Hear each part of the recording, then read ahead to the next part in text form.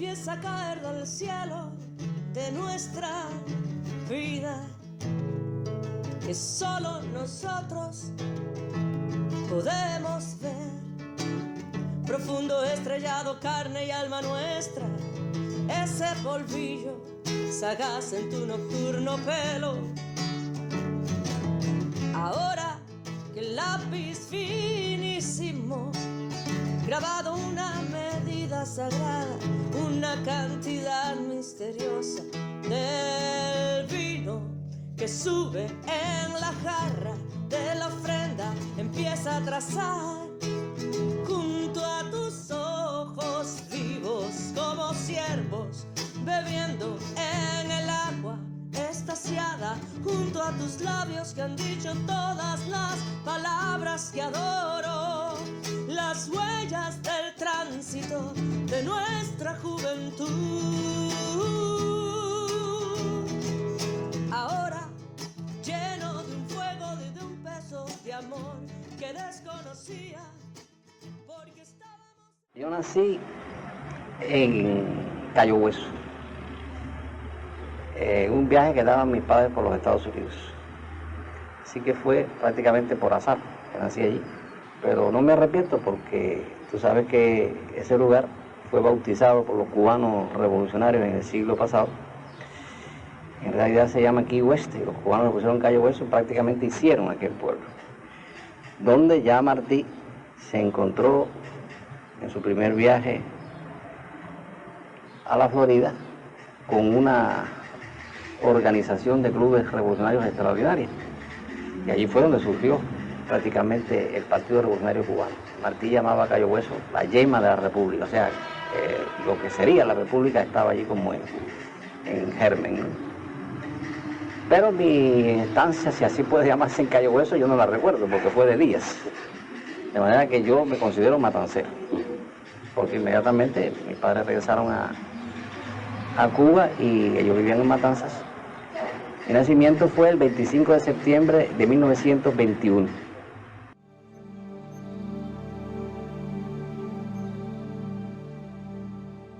Estamos en el Salón Abrirse las Constelaciones de Ediciones La Luz y esta vez volvemos desde las redes para compartir lo mejor de la literatura joven cubana en este Festival de Juventudes Artísticas. En esta ocasión hemos querido comenzar con un panel dedicado a un hombre imprescindible de las letras cubanas, Cintio Vitier, quien estuviera cumpliendo 100 años, y para adentrarnos en su vida y obra me acompañan tres intelectuales holguineros, Manuel García Verdesia, Ronald González y Eugenio Marrón. Muchísimas gracias por compartir con nosotros este espacio. Y como estamos hablando de Romerías de Mayo, una celebración exclusiva de este territorio, me gustaría comenzar conversando sobre las veces que Cintio Vitier visitó la ciudad de Holguín, la relación que tenía con este terruño.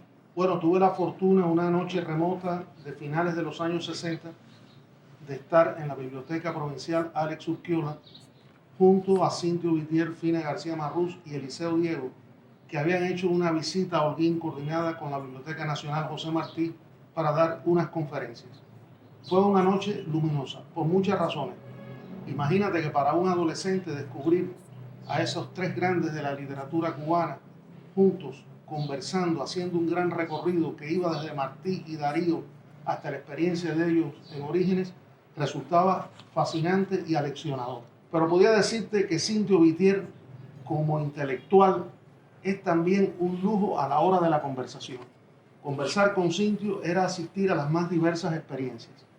En esos momentos, estoy hablando de finales de los 60, cuando yo era un adolescente, y después a lo largo de los años 70 y los 80, gracias a Cintio me fui adentrando en el conocimiento de muchos territorios, no solo los de su obra poética y los de la experiencia de Orígenes, en cuyo grupo él estaba imbricado de manera central, sino también en el Cintio traductor. Todos sabemos que Iluminaciones, el libro capital de Arthur Rimbaud, fue vertido al español por Cintio Vitier. El conocimiento de la poesía de Ernesto Cardenal, el diálogo de Cintio con otras zonas literarias, de modo especial su amistad y relación con figuras importantes de la literatura latinoamericana como Julio Cortázar y Octavio Paz, pues constituían lecciones, cátedras en vivo a la hora de un joven adolescente iniciarse en la lectura, iniciarse en la literatura. Recuerdo a Cintio como él mismo también en un poema hermosísimo vio a Jorge Mañache, impoluto con su guayabera blanca, fumando sus tabacos, saboreando el café. Cintio viene de una familia de la más rancia patria cubana.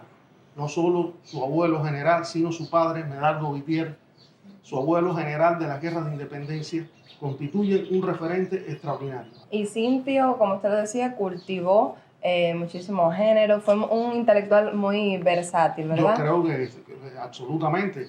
Fíjate que es un poeta que ya en fecha temprana, como 1958, en Tratados en La Habana, el gran libro de José Lezama Lima, ya Lezama hace referencia a la poesía de Cintio y cita Lezama que todo lo que toca la palabra poética de Cintio está cubierto por un aura que tiene que ver con la intimidad de la poesía, con la intimidad del verso, con la calidez entrañable de la lengua española.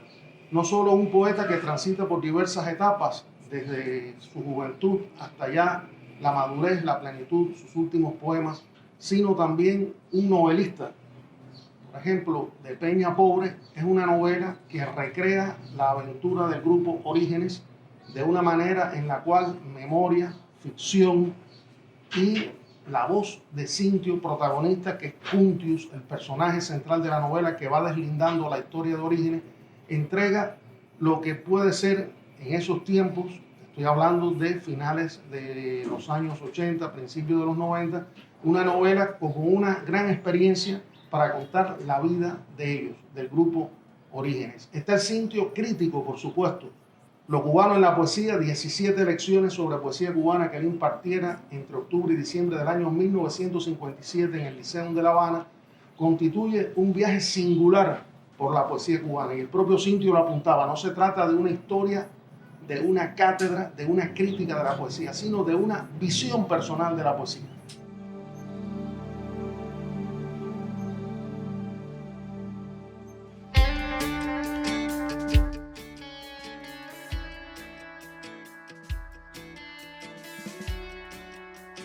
Calles.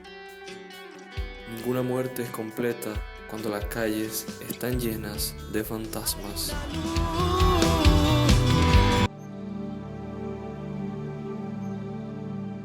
Recordemos que Cintio,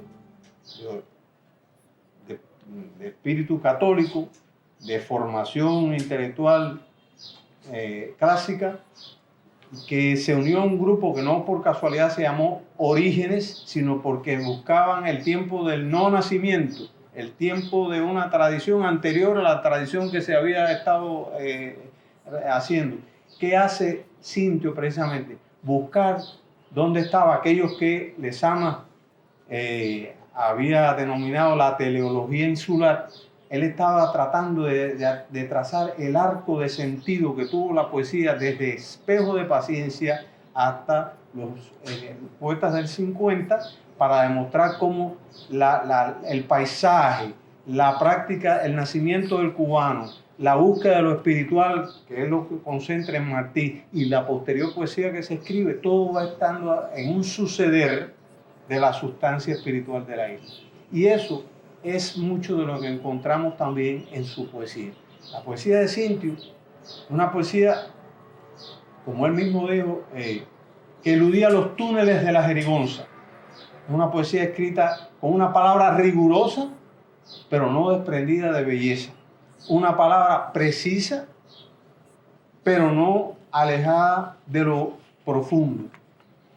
Y el gran tema de esa poesía es la búsqueda de lo espiritual. Por eso vemos que los temas que se repiten es su conversación con Dios, su conversación con los sitios memorables, la ciudad, los parques, los árboles. Yo creo que pocos poetas tienen tantos poemas dedicados a distintos tipos de árboles como Cintio, a la familia, concepto, como dijo Marrón, fundamental, porque viene de una familia, creó una familia artística junto con Fina, con dos músicos excelentes. Él mismo tocaba el violín y dicen que no lo hacía mal. Mi madre tocaba el piano a los 15 años, acompañaba a Cintio las sonatas de Brahms, de Beethoven, me acuerdo, la sonata primavera, sonata Kreutzer, la sonata de César Frank. Mamá se la acompañaba así, tu mamá era una excelente Decía que yo pianista. era su Paganini.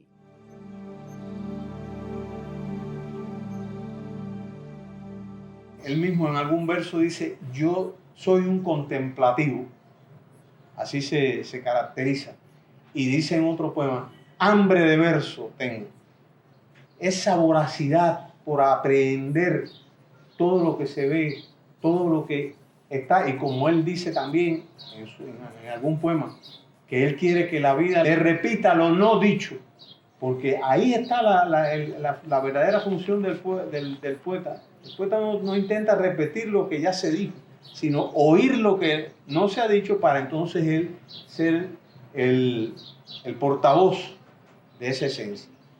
Una poesía, repito, que es fundamental, que lamentablemente a veces se olvida un poco por esta visión centrada en lo ensayístico, pero que es una poesía que revela mucho de las esencias del ser. Si bien en su momento él estuvo muy influenciado por Juan Ramón Jiménez, esa parte del modernismo español, hubo una gran amistad, pero recordemos que Cintio ya cuando María Zambrano escribe aquel ensayo sobre la isla secreta, ¿no? Ya está hablando de estas voces que van marcando la búsqueda de lo esencial cubano para transferir. ¿Y qué cosa para Cintio era lo esencial? Lo esencial era esto, la prestancia, el hecho de la búsqueda del otro yo, el hecho del encuentro con una trascendencia que a veces se fija en pequeñas cosas, en cosas triviales, y sin embargo están hablándole al ser atento, porque él mismo lo decía, y Eliseo lo repetía también, fueron grandes amigos, antes de conocer a Lezama ya eran amigos y compartieron ambos con la familia de sus respectivas esposas, que eran hermanas, y empezaron a hacer la obra juntos y decían que atender era la función principal del poeta, atender a la vida. ¿Para qué? Para poder ir rescatando eso no dicho que yo voy a decir. Entonces, es una poesía, repito, que es profunda, bella, perspicaz, que tiene sus juicios y que complementa, repito, esa búsqueda de lo esencial cubano que se había hecho en su ensayística. Sus dos grandes temas de ensayo son la poesía cubana y Martí. Pienso que y junto con la historia de la eticidad cubana que se da en ese sol del mundo moral. Pero eso también está en su novelística, porque su novelística, que además, mal estudiada, Cintio no es segundón de nadie en la novela, porque él intentó hacer una ruptura con la narración lineal típica que se había hecho por años en la tradición cubana, y él hace novelas que son una suerte de todo, de distintas maneras que suman memoria, crónica, documentos, poemas, para dar también, a partir de la narrativa, si en lo cubano la poesía le está dando lo esencial poético, en estas novelas está tratando de vislumbrar lo esencial épico de la cultura, porque a pesar de que él usa la novela también para hablar de orígenes, incluso de la construcción de su propia novela, pero es una historia de Cuba, narrada por personajes que tuvieron que ver con la guerra del 95, después con el Machadato, después con el movimiento 26 de julio, con el triunfo de la revolución. O sea que está toda la epopeya de la forja de una nación, también está en su narrativa. Y eso vuelve a estar en su poesía, no ya desde el punto de vista reflexivo, sino desde el punto de vista lírico-meditativo, porque yo creo que su poesía es básicamente lírica y meditativa. El yo que está dejando que atraviesen como un prisma su ser para devolverlo en una visión lógica, como él decía, loada sea la palabra que trae alivio al peregrino. Eso me parece que es una cuestión fundamental. La palabra como sustancia del poema. En varios poemas él habla de esto y muestra ese quehacer de tratar de llevar esta esencia y hacerla visual y traerla a la eternidad. No creo que fuera fortuito que Retamar, al hacer el estudio de la poesía en Cuba, le llamara a este grupo trascendentalistas. ¿Por qué? Porque ellos buscaron trascender su tiempo, desentenderse de la politiquería, desentenderse del vanguardismo de jerigonzas para buscar una poesía más esencial, nítida y básicamente cubana.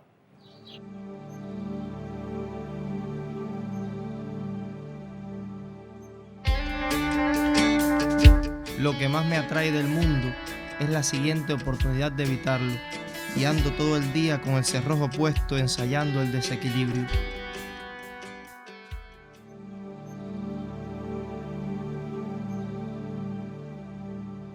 Y hablando de poesía cubana, no puede faltar también en la de Cynthia Whittier la décima, que si bien no fue una estrofa muy prolífica en su obra, sí la cultivó, ¿verdad, Ronel? Háblanos entonces de ese Cintio decimista que puede ser muy poco conocido, pero que realmente si leemos su obra lo podemos descubrir. Sí, es un lujo tener en la cultura cubana un intelectual de la talla de Cynthia Whittier, ¿no? Como estamos tan agradecidos de que haya existido Lezama o Fina o Ángel Gastelu o todos los intelectuales que se nuclearon en torno al grupo Orígenes, la revista Orígenes entre 1944 y 1956. Descontextualizar la décima de toda la creación de Cynthia Whittier, como hizo Lezama también, sería una tontería, ¿no? Porque realmente todo está muy fusionado y todas las características de la poesía de Cynthia se dan en la décima, por supuesto. Hay algo muy importante que, o sea, dentro de este grupo tan sólido que fue Orígenes, cómo se sumergieron en las búsquedas no solamente de los cubanos, sino de la tradición cultural hispánica, ¿no? Eran intelectuales, y son, en el caso de Fina, ¿no?, que conocedores de la tradición hispánica de la poesía, de lo que se llamó en algún momento la galla ciencia, la retórica, lo que estudió Dámaso Alonso, o sea, tantos grandes españoles que ahondaron en el conocimiento de la métrica. Y en el caso de Cynthia Whittier, que cuando uno se acerca desde los estudios que hace para este ciclo de conferencias de 1958 en la Universidad de La Habana, que después se va a llamar o se va a titular Lo cubano en la poesía, y que es un libro que en lo personal a mí me dio mucha alegría poder obtener un día en Santiago de Cuba, cuando estudiaba en la universidad, porque él hace, o sea, un estudio desde la vinculación que tiene la décima cubana, que por supuesto se supone llegue a nuestro país a través del puente canario cubano, fundamentalmente a partir de la creación de Vicente Espinel y de Juan de Marlara, este sevillano ilustre también, que al final hay una discusión de quién fue realmente el que definió lo que es la estructura más conocida de la décima. Y Cintio, en este libro, que es uno de los primeros donde se hace un estudio, digamos, sistémico de la cultura cubana, de la poesía cubana desde sus orígenes, desde el famoso motete del espejo de paciencia, donde ya se empieza a hablar de la vinculación con el octosílabo fundamentalmente, no de la décima, porque desde principios del siglo se hablaba más de la presencia del romance en Cuba que de la misma décima. Pero el grupo Orígenes, que digamos no podemos decir que fue un momento muy alto de la décima, porque fueron demasiadas las aristas expresivas de ese grupo, filosóficas, ensayísticas, poéticas, de todo tipo, ¿no? Entonces la décima un poco que se disuelve dentro de todo aquel, y hay que verlo dentro de todo aquel momento, ¿no? Y hay que verla entonces dentro de la obra en particular de cada uno de estos creadores. Hay un detalle muy importante. Siempre hemos hablado de la vinculación, por ejemplo, de Jesús Horta Ruiz con el neopopularismo, lo que se llamó de la lengua española, y entonces un poco que se olvida la importancia que tuvieron los origenistas en el rescate de la décima, en particular. Los poetas de Orígenes, precisamente, van a los orígenes de la creación, ¿no? Y cuando Lezama o Cintio, que estaban muy cercanos, escribían décimas, tal parece que lo hacían como que fueran contemporáneos de una manera, como un símil, digamos, una especie de metáfora, una alusión así, como si fueran contemporáneos de Espinel y de Juan de Mallara. O sea, estaban escribiendo allá, en las raíces de la décima misma, ¿no? Cintio apenas tiene unas 20 décimas, digamos, en que se puedan localizar en su obra, en sus libros. Pero, al igual que Lezama, era un poeta que usaba la décima para un regalo, para un cumpleaños, para una dedicatoria de un libro. Y entonces después me localicé otro importante grupo de décimas, digamos, no 15 décimas, algunas así, que fueron usadas por Cintio para esas dedicatorias, esos libros. O sea, las décimas del Resurrecto, la vinculación fundamental que hay de la décima con los rasgos más generales que se dan en su poesía son muy evidentes, ¿no? Y en el año 2006, en lo personal, yo hago un pequeño estudio acerca de la creación en décimas de estos poetas, ¿no? De estas 20 décimas son suficientes para darle un lugar importante en la décima cubana a Cintio, o las 80 y tanto que hizo Lezama para considerarlo un gran decimista. ¿En qué sentido? De la décima escrita, ¿no? O sea, muchas personas, incluso la misma valoración se pudiera hacer de Cintio. O sea, dirían que son como entidades aparte de lo que fue la tradición de la décima cubana. Y ese es uno de el mayor valor que tienen, ¿no? Dentro de la manera diferente en que abordaron la décima. O sea, todo este sentido de lo que el mismo Cintio define en lo cubano en la poesía como el sentido de la pobreza, la nostalgia desde adentro, la nostalgia desde afuera, son características que habla Cintio en lo cubano en la poesía, de la poesía en general, también se dan en su propia décima. O sea, el paisaje cubano y esta cercanía, aquel dejar testimonio de las cosas más íntimas, de la familia, de los seres más entrañables, todo eso está de alguna manera en las décimas de Cintio, pero que además, como gran intelectual, vuelvo con una palabra que decía, sistémico, ¿no? Él lo emparenta, o sea, lo une más bien a toda la tradición de la décima cubana desde el siglo XVIII, XIX, de los estudios que hace de Milanés o de Plácido o del propio Cucalambé. Es de los primeros en que le da realmente verdadera importancia a la tradición de la décima en nuestro país, y está en este libro que es referencia constante para un estudioso de la décima, ¿no? Y Samuel Feijó, por eso hace una antología que él hace dos antologías, o sea, la décima culta y la décima popular, y dentro de la décima culta incluye a Cintio, incluye a intelectuales del grupo Orígenes. Ahí están las décimas también de nuestro poeta, que son de lo más significativo, de lo más también duradero, resistente en la tradición de la escritura de la décima en nuestro país, y que vale la pena seguir revisitando, porque esa manera en que tenía Cintio tan personal, de que parecía que Martí estuviera hablando a través de él, ¿no? De alguna forma era así, ¿no?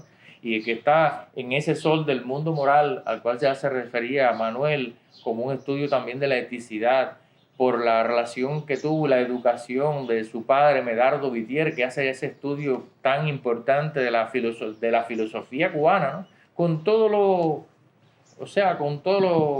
las limitaciones también que pudo tener un estudio así en aquella época, pero que fue el primer gran estudio de nuestra filosofía, aunque hay intelectuales que dicen que no, que no tenemos esa vinculación con lo filosófico, que sí está en todos los poetas origenistas, en esa ética, en esa relación con lo trascendente, de ahí que se le llamara trascendentalista por Roberto Fernández Retamar en su estudio sobre la poesía hasta ese momento, la vinculación que tuvieron con los poetas de la generación del 27 o del 36 también, más discutible esa terminología en los mundos académicos, pero que de los cuales no se puede excluir, por supuesto, la décima, porque aunque a veces Cintio, que no respeta para nada la métrica en muchos momentos, o la estructura, y de pronto puede que aparezca una especie de décima que tiene 14 o 15 versos, o sea, que lo hace con toda intención, por supuesto, porque antes ha mostrado que sabía escribirla perfectamente, y entonces de ahí que dentro de esta particularidad que es la décima, también se ve la grandeza definitiva de la obra de un hombre que era tan humilde y que estuvo tan cerca de nosotros, con el cual pudimos también conversar acerca de esta tradición creativa del octosílabo y en general y del soneto y de las estrofas clásicas de la lengua española. Ronel, muchísimas gracias por este acercamiento a una parte de la obra de Cintio Vitier que no es tan conocida, pero que también es muy útil descubrirla. Igualmente agradezco a Eugenio Marrón y Manuel García Verdecia por acompañarnos en estas palabras compartidas correspondientes a la edición de 2021 de las Romerías de Mayo. Nosotros volveremos muy pronto desde aquí, desde el Salón Abrirse las Constelaciones de Ediciones La Luz, para seguir compartiendo novedades y propuestas literarias de lo más novedoso del quehacer de las juventudes artísticas desde este territorio y en Cuba. Recuerde que leer nos acerca, leer sana. A ti te leo mis poemas. A ti te leo mis poemas para que nazcan realmente. Su rostro de palabras en el tuyo de amor se me dibuja por la primera vez, y así amparado me duele menos la pobreza que el cariño ilumina. Émula de la dama absorta de Vermeer, tú fijas en el fiel de la balanza el peso de la esencia fugitiva que se me escapa siempre. La salvación o perdición de cada línea está pendiente de tus ojos, aptos para probar la poesía como el fuego para probar espadas. Tú dices, musa de mi pasión y de mi lucidez, la última palabra, la que falta, igual que el beso de oro de la madre, para que surge el hijo y yo lo acepte.